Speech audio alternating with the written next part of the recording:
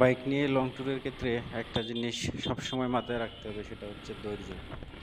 আপনার ওভারটেকিং করার ক্ষেত্রে আপনার দূরে হয়তো অনেক সময় লম্বা জার্নি করছেন, মন চায় যে বারবার সামনে গাড়ি করে দ্রুত চলে যাই। এই সময়ই ঠিক অ্যাক্সিডেন্ট বা দুর্ঘটনাটা ঘটে।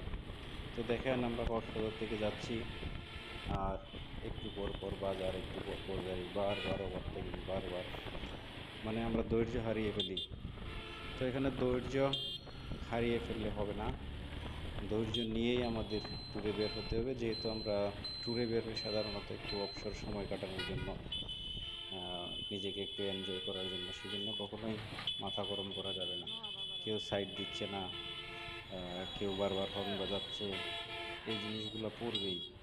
আর বাজারে আসলে তো মাথা এমনিতেই ঠিক থাকে না, ডানে যায় মানুষ, বামে যায় মানুষ, কাজেই ধৈর্য ধরুন, নিরাপদ থাকুন।